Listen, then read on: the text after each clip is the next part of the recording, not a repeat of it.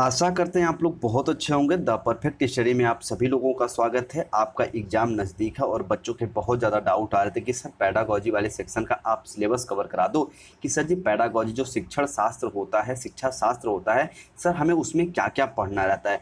तो सभी शिक्षण शास्त्र का, चाहे वो मैथमेटिक्स, चाहे बायोलॉजी, चाहे सोशल साइंस, चाहे हिंदी, जितने भी आपके पैडागॉजी वाले पार्ट सब्जेक्ट्स हैं, सबका ये निचोड़ वीडियो है। एक तरीके से एक शब्दों में कहें तो भैया ये रामबाण वीडियो है। इसे देख लोगे आपका सारा कॉन्सेप्ट क्लियर हो जाएगा कि पैडागॉजी में हमें पढ़ना क्या क्या है।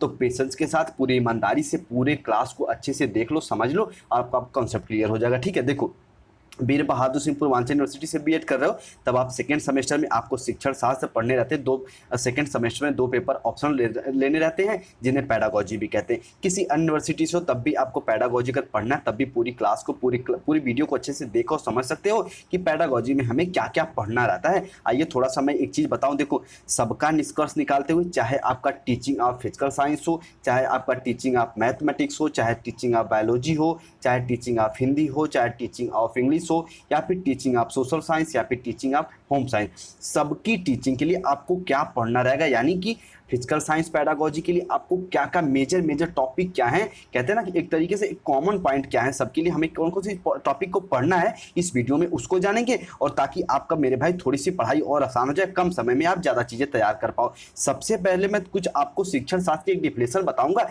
यहाँ से कॉन्सेप्ट और क्लियर हो जाएगा, आपके सिलेबस का पोर्शन क्लियर होगा। ये कहने का इसका मतलब है, देखो ध्यान से सुनना, शिक्षण शास्त्र और शिक्षा शास्त्र क्या होता है। मैं हमेशा बताता हूं कि शिक्षण शास्त्र और शिक्षा शास्त्र में हम कोई मेरे भाई विषय की टॉपिक नहीं पढ़ते। जैसे मैथमेटिक्स में हम कोई फॉर्मूला, कोई क्वेश्चंस नहीं लगाते, हम ये पढ़ते कि मैथमेटिक्स को पढ़ाया कैसे जाता है, मैथमेटिक्स एज ए सब्जेक्ट हम उसे कैसे बच्चों के सामने प्रस्तुत करेंगे, उसकी विशेषता, उसके एम्स, उसके कैरेक्टरिस्टिक्स क्या होते हैं, ये शिक्षण शास्त्र में हम लोग पढ़ते हैं। तो कुछ बच्चों के डाउट आ रहे थे, क्या सर जी मैथमेटिक्स में फॉर्मूला लगाना पड़ेगा। कुछ बच्चे कहते जो हिंदी लिए हैं कि सर जी क्या हमें हिंदी में समास, संधि और रस पढ़ना पड़ेगा। इसी तरीके से बच्चे बायोलॉजी में कहते हैं सर हमें क्या इसकी सब्जेक्ट पढ़ना। नहीं भैया, सब्जेक्ट आपको नहीं पढ़ना, आप उस सब्जेक्ट को पढ़ाना कैसा है, कैसे पढ़ाना उस सब्जेक्ट को है, पैडागॉजी में इसे हम लोग पढ़ते हैं। उम्मीद करते इतना समझो कि अब थोड़ी सी डिफिनेशन ये समझ लो, आपका कॉन्सेप्ट और क्लियर हो जाएगा। शिक्षण शास्त्र होता क्या है, देखो, शिक्षण कार्य की प्रक्रिया का विधिवत अध्ययन शिक्षा शास्त्र या मेरे भाई शिक्षण शास्त्र कहलाता है। शिक्षण कार्य की प्रक्रिया का, जो भी आप शिक्षण कार्य करने जा रहे हो उसका अध्ययन, एक क्लास में बालकों को पढ़ाने जा रहे हो कोई सब्जेक्ट, तो जो सब्जेक्ट पढ़ाने जा रहे हैं उस सब्जेक्ट को हम कैसे ज़्यादा से ज़्यादा इफेक्टिव बना सकते हैं, उन्हीं का अध्ययन मेरे भाई कहलाता है शिक्षण शास्त्र। उम्मीद करते इतना समझे होंगे। देखो, इसमें अध्यापन की शैली, देखो हाईलाइट पॉइंट है, इसमें अध्यापन की शैली, नीतियों का अध्ययन किया जाता है। शिक्षण विधियां हम लोग पढ़े ना 4 क्लास में, तो ये भैया यहाँ पे इम्प्लीमेंट होगा कि किसी भी सब्जेक्ट को पढ़ाने की कौन कौन सी स्टाइल हम अपना सकते हैं, कैसे ज़्यादा से ज़्यादा प्रभावी किसी सब्जेक्ट को बना सकते हैं बच्चों के सामने प्रस्तुत करते समय, वो सब शिक्षण शास्त्र के अंतर्गत आता है। इसमें हम कोई विषय, कोई टॉपिक नहीं पढ़ते। तो मैं वही फिर कहूंगा कि जैसे आप मैथ में आपको क्या है कि आपको बीजगणित, रेखागणित, अंकगणित ये सब नहीं पढ़ना, आपको उस बीजगणित, रेखागणित, अंकगणित को पढ़ाना कैसे है शिक्षण शास्त्र में, इसको पढ़ते हैं। अब उम्मीद करते हैं आपका कॉन्सेप्ट क्लियर होगा। इसमें ना ही हम संधि पढ़ते हैं, ना ही रस, ना ही अलंकार, ना ही छंद पढ़ते हैं, लेकिन उसी छंद, उसी रस, उसी अलंकार को पढ़ाते कैसे हैं, उनकी विशेषता कौन कौन सी, भाषा क्या होती है, देवनागरी लिपि क्या होती है, ये सब मेरे भाई, मातृभाषा क्या होती, ये सब हमें इसमें पढ़ना रहता है पैडागॉजी वाले सेक्शन में। उम्मीद करते हैं आपका एक तरीके से सिलेबस यहाँ पे क्रिएट हो गया होगा कि सर जी हाँ, इस सिलेबस के अंदर हमें ये पढ़ना रहता है इस विषय के अंतर्गत। चलो हाँ, अब कुछ इंपॉर्टेंट टॉपिक सभी पैडागॉजी के लिए एक कॉमन पॉइंट सेलेक्ट करके लाया हूं।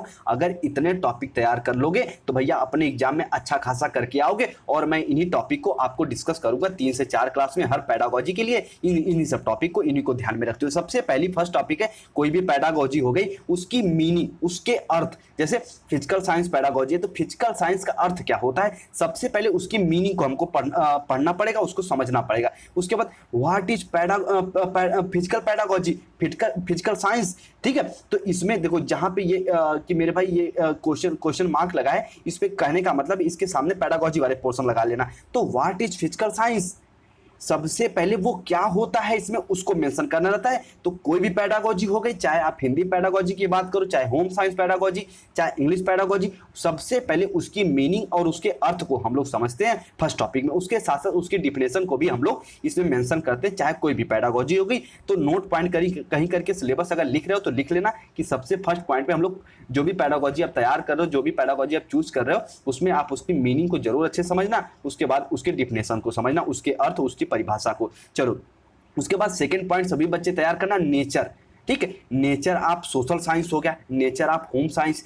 तो होम साइंस की प्रकृति क्या है, ठीक है, होम साइंस की प्रकृति क्या है, सामाजिक विज्ञान की प्रकृति क्या है, सामाजिक विज्ञान के नेचर क्या है। तो सेकंड पॉइंट जितने भी पेडागोजी है, जो पेडागोजी आप चूज किए उनके नेचर को भी एक बार अच्छे से पढ़िएगा और ये मैं पढ़ाऊंगा भी। उसके बाद स्कोप आप जो भी आप पेडागोजी चूज करो, स्कोप आप मैथमेटिक्स, स्कोप आप फिजिकल साइंस, स्कोप आप बायोलॉजी, तो जो भी आप पेडागोजी चूज करो उसके स्कोप, उसके क्षेत्र कौन कौन से हैं, इसको इसमें हमको डिस्कस करना रहेगा। उसके बाद एम्स एंड ऑब्जेक्टिव, जो भी पेडागोजी चूज करोगे उसके उद्देश्य कौन कौन से होते हैं, उसके हम पढ़ाते कैसे कैसे, पढ़ाने के क्या क्या उद्देश्य होते हैं, ये एम्स एंड ऑब्जेक्टिव में इसके अंतर्गत आएगा। उसके बाद कैरेक्टरिस्टिक्स, इसकी विशेषताएं। देखो जो भी आप पेडागोजी चूज करो, यहाँ पे मैं आपको थोड़ा सा दिखाऊं। देखो आप अगर मान लो टीचिंग ऑफ हिंदी चूज करो तो टीचिंग ऑफ हिंदी की कैरेक्टरिस्टिक्स, इसकी विशेषताएं कौन कौन सी होती हैं, इसको हमको डिस्कस करना रहेगा। अगर आप सोशल साइंस पेडागोजी चूज करो तो इसकी विशेषताएं कौन कौन सी होती हैं, तो इन सब में इसको डिस्कस करना रहेगा। तो कैरेक्टरिस्टिक्स भी वेरी वेरी इंपॉर्टेंट टॉपिक है।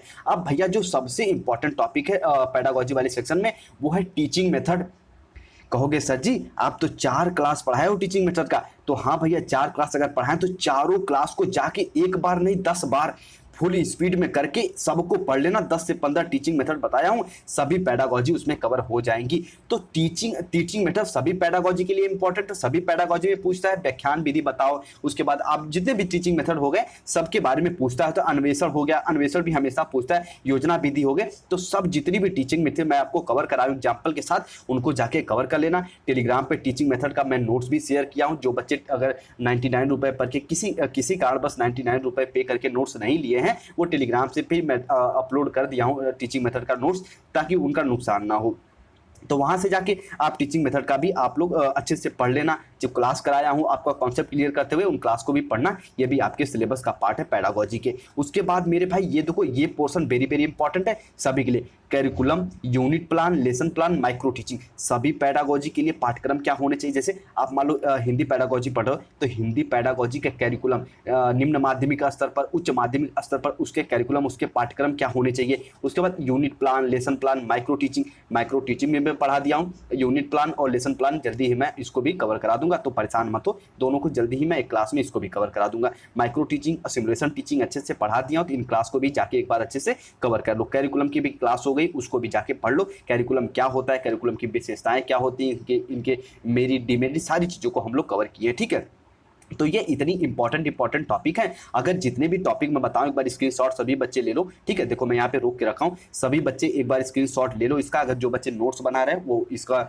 नोट्स भी अपने नोट्स में भी इसको मेंटेन कर लेना कि पेडागोजी में इन पॉइंटों को हमें पढ़ना है, और यहाँ से हमारे एग्जाम में क्वेश्चन हमारे एग्जाम में क्वेश्चन बिल्कुल फंसेंगे। उसके बाद मैं इसका पीडीएफ भी टेलीग्राम पे शेयर करूंगा, आपको थोड़ा सा हेल्प हो जाएगी। ठीक है, सभी पेडागोजी के लिए मैं बता दिया हूँ कि मेरे भाई क्या क्या पढ़ना है। एक बार मैं फिर कहूँगा कि पेडागोजी में हम कोई मेरे भाई कोई विषय के अंदर की टॉपिक है नहीं पढ़ते। जैसे हम इसमें सर्कल नहीं पढ़ेंगे, ना ही इसमें हम मैथमेटिक्स के, ना ही बीजगणित के कोई सवाल लगाएंगे, ना ही किसी भी प्रकार के हम इक्वेशन को नहीं सॉल्व करेंगे, बल्कि हमें इसे एक थ्योरी बेस्ड से पढ़ना रहता है कि हम मैथमेटिक्स को क्लास में बच्चों को पढ़ाएंगे कैसे, मैथमेटिक्स की विशेषताएं क्या होती है, मैथमेटिक्स के स्कोप क्या होते हैं, उनके नेचर, उनकी प्रकृति क्या होती है, इन सबको इसके अंतर्गत डिस्कस करते हैं। उम्मीद करते हैं ये वीडियो आपको बहुत ज़्यादा हेल्प की होगी और आप ये समझ गए होंगे कि पेडागोजी में सर हमें पढ़ना क्या क्या है, और आपका सारा कॉन्सेप्ट क्लियर हो गया होगा। चलिए अपना ख्याल रखिए, जहाँ रहिए सेफ और सुरक्षित रहिए। और मेरे भाई यदि आप ध्यान से सुनना, मैं आपको एक बात बता दूं, देखो अगर आप 52,000 रुपये लगा के बीएड में एडमिशन करा लिए हो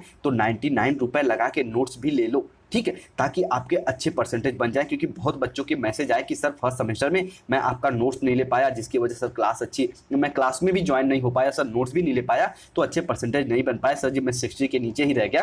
तो मेरे भाई आप ये गलती मत करना। 99 रुपये कोई बहुत बड़ी रकम नहीं है, 99 रुपये पे करके चारों पेपर के नोट्स, इसीलिए मैं नॉर्मल सी फीस रखा हूँ ताकि सभी बच्चे नोट्स ले सके। तो मेरे भाई 99 रुपये पे करके चारों सब्जेक्ट के नोट्स आप लेके, जो आप पेडागोजी वाले हैं उन सब्जेक्ट के भी नोट्स और जो कॉमन सब्जेक्ट है उनके भी नोट्स लेके अच्छे से पढ़ो अपना मेरे भाई, ध्यान से मन लगा के। आपका एग्जाम भी नज़दीक है तो पूरी ईमानदारी से, पूरे पेशेंस के साथ जो क्लास जाती है उन क्लासेस को पढ़ो। और नोट्स लेने के लिए आपको पता है कि इस नंबर पे आप मैसेज कर दो, मैं तुरंत रिप्लाई देने का भी प्रयास करूंगा। ठीक है, हिंदी और इंग्लिश लैंग्वेज किसी भी लैंग्वेज में लेना चाहते हो तब भी नोट्स अवेलेबल हैं। चलिए, और इसका जो अभी ये सारी चीज़ें बताया हूँ पीपीटी के माध्यम से, इसका पीडीएफ मैं टेलीग्राम पे शेयर कर दूंगा। टेलीग्राम का नाम क्या है, द परफेक्ट स्टडी। अगर आप मुझसे कुछ भी डिस्कस करना चाहते हैं या फिर आप मुझसे जुड़ना चाहते हैं तो आप मेरे भाई इस आईडी से भी जुड़ सकते हैं। ठीक है, चलिए अपना ख्याल रखिए, जहाँ रहिए सेफ और सुरक्षित रहिए। एक बार मैं पैडागोजी के डिफिनेशन को रिवीजन कराना चाहूँगा ताकि आपका कॉन्सेप्ट क्लियर हो जाए कि पैडागोजी आखिर होता क्या है, शिक्षण शास्त्र आखिर होता क्या है। देखो, शिक्षा शास्त्र और शिक्षण शास्त्र दोनों मेरे भाई सिमिलर है, इनमें कन्फ्यूज मत होना।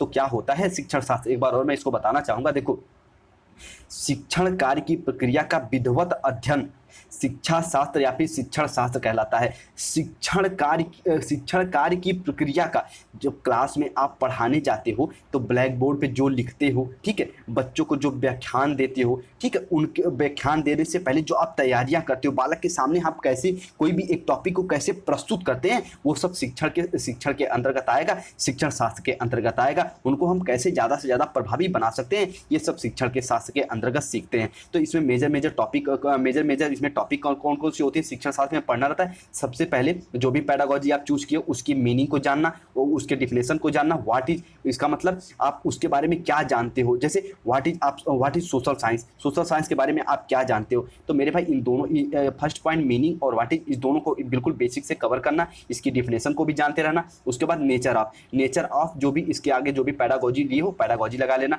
नेचर ऑफ जैसे फिजिकल साइंस हो गया, नेचर ऑफ बायोलॉजी, तो उसके नेचर, उसकी प्रकृति क्या है, ठीक है। उसके बाद उसके स्कोप्स क्या है, ठीक, उसके क्षेत्र कौन कौन से, इनको भी जानते रहना। उसके बाद उसके एम्स, उसके ऑब्जेक्टिव कौन कौन से, जो भी पैडागोजी चूज कर रहे हो उसको भी आप लोग एक बार तैयार करना। उसके बाद कैरेक्टरिस्टिक, जो भी पैडागोजी आप चूज किए हो, चाहे सोशल साइंस, चाहे आप फिजिकल साइंस, चाहे आप मैथमेटिक्स, जो भी पैडागोजी चूज किए हो उनके विशेषताओं को भी आप लोग एक बार अच्छे से जानती रहना। मैं इसको पढ़ाऊंगा भी, एक बार मैं सिलेबस बता दिया मेजर पॉइंट, ताकि आपका मेरे भाई कंफ्यूजन क्लियर हो जाए। उसके बाद टीचिंग मेथड, ये तो पता है कि जो भी पैडागोजी चूज किया उसमें टीचिंग मेथड तो पूछेगा ही पूछेगा, तो इसको भी एक बार बेसिक से कवर कर लीजिएगा। उसके बाद curriculum, unit plan, lesson plan, micro teaching, इन सबको भी एक बार जानते रहना। एक बार मैं यूनिट प्लान और लेसन प्लान को जल्दी पढ़ा दूंगा, तो आप द परफेक्ट स्टडी के प्लेलिस्ट में जाके जो भी सेकेंड सेमेस्टर की प्लेलिस्ट होंगी उसमें यूनिट प्लान और लेसन प्लान आपको मिल जाएगा, वहाँ से इसको भी कवर कर लीजिएगा। माइक्रो टीचिंग में पहले ही पढ़ा दिया हूँ, इसको भी जाके एक बार तो 2 बार अच्छे से देख के इसको भी कवर कर लीजिएगा। कैरिकुलम पाठ्यक्रम क्या होता है, दौड़ का मैदान होता है। हम किसी भी स्थान तक जाने के लिए जो भी प्रक्रिया का मेरे भाई हम उपयोग करते हैं, जिस भी रास्ते का उपयोग करते हैं उसे कैरिकुलम कहते हैं। एग्जाम्पल के तौर पर हम कह सकते हैं, अगर हमें अभी हम यहाँ हैं और हमें यहाँ जाना है, तो मेरे भाई ये जो रास्ता है ना, ये कैरिकुलम है। इसको हम पार करते हुए, इसे लांघते हुए भी हम अपने मंजिल पर पहुँचते हैं। जो ये रास्ता, यही कैरिकुलम है, इसी के माध्यम से हम लोग अपने रास्ते की तरफ, अपने मंजिल की तरफ आगे बढ़ते हैं। ये हमारा होता है कैरिकुलम। उम्मीद करते इतने अच्छे से आप लोग समझ गए होंगे पैडागोजी में क्या क्या पढ़ना रहता है। अभी मैं जल्दी ही हिंदी पैडागोजी और जितने भी पैडागोजी सबकी क्लास में आप सबके सामने लेके आ जाऊंगा। ठीक है, चलिए अपना ख्याल रखिए, जहां रहिए सेफ और सुरक्षित रहिए, और हाँ, ईमानदारी से पढ़ाई जरूर करते रहिए।